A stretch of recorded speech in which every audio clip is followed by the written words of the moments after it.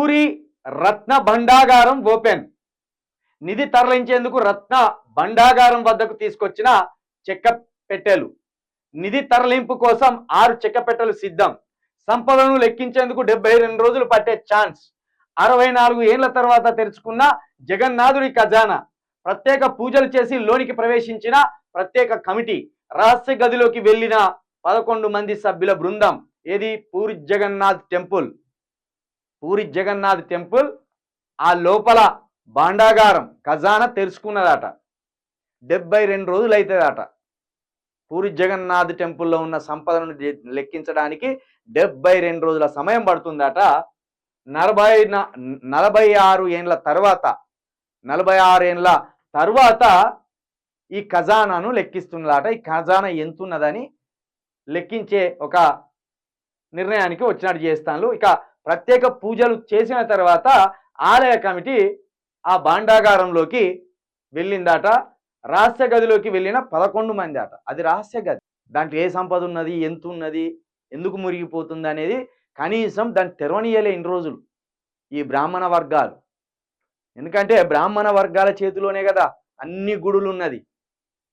చూడండి, ఈ రోజులు ప్రజలను ఏం నమ్మించిందంటే వీళ్ళు బ్రాహ్మణులు, వ్యాపారం వీళ్ళ చేతుల్నే ఉన్నది, అధికారం వీళ్ళ చేతుల్నే ఉన్నాయి, పార్టీలు వీళ్ళ చేతుల్నే ఉండడం వల్ల పార్టీల అధినేతలు బ్రాహ్మణులు.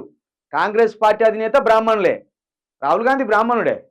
ఇక ఈ బీజేపీకి సంబంధించిన అధినేతలు ఆ పార్టీని పెట్టినది కూడా బ్రాహ్మణులే. కాబట్టి 2 జాతీయ పార్టీలు అధికారం వాళ్ళ మధ్యన జరుగుతున్నది. కాబట్టి ఈ ఆలయాల మీద వాళ్ళను ఫోకస్ పెట్టనీయలే. మరి ఎట్లెట్లో మొత్తానికి ఇప్పుడు దీన్ని తెరిచిందిగా అనేక సంవత్సరాలుగా దీని మీద ఆరోపణలు ఉన్నాయి. ఏమన్నారు? మన సంపద అంతా బ్రిటిష్ వాడు దోసుకపోయిన్లు, బ్రిటిష్ వాడు మన సంపద అంతా దోసుకపోయినాడు. ఎవరు దోసుకపోలే మన సంపద. మన సంపద అంతా గుడులల్లా నెట్టికొట్టి ఉన్నది. పద్మనాభస్వామి దేవాలయంలో, ఇలా పూరి జగన్నాథుడి దేవాలయంలో, ఇట్లా దేశవ్యాప్తంగా ఎక్కడెక్కడైతే గుడులు ఉన్నాయో ఆ గుడులలో మన దేశ సంపద అంతా మురిగిపోతుంది. గంతే. వెంకటేశ్వర ఇదే ఏడుకొండల వెంకన్న తిరుపతిలో కూడా ఎవరు దోసుకపోలే. వీళ్ళే బ్రాహ్మణులు కౌంటర్లు కలిసి గుప్త నిధులు అని ఉండేది కదా, ఆ గుప్త నిధులు ఎక్కడో ఉండేవి.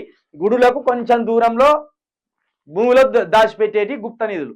అనంత పద్మస్వామి దేవాలయంలో అసలు అంతు పట్టనంత సంపద ఉన్నదని గత 8 సంవత్సరాలు వదిలిపెడుతూనే ఉన్నారు చాలా మంది సంఘ సంస్కర్తలు.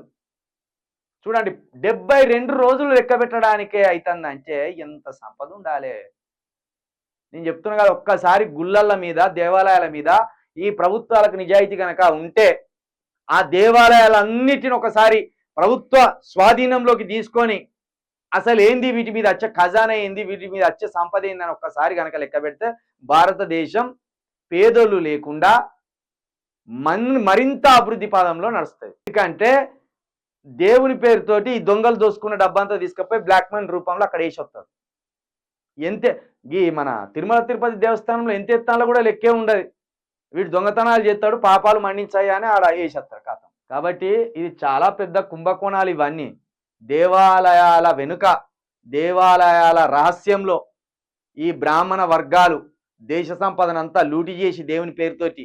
ఎందుకంటే మన పేదోళ్ళు ఏం చేస్తాం, అయ్యా నువ్వే దిక్కు అని తీసుకపోతాం, గుండు కొట్టించుకున్న పోయి ఆడ 1016లో 2000లో మనకు దోషిని తెచ్చేస్తాం, బంగారం ఎత్తాం. కాబట్టి చూడండి, ఇట్లా సంపదనంతా గుళ్ళల మీద ఆగం చేసి పడేసిండ్రు. దేవాలయాలలో ఉన్నది మన సంపద అంతా దొబ్బి తిన్నరు ఈ పూజారులు. కాబట్టి ఇది బాగా మనం అర్థం చేసుకోవాలి.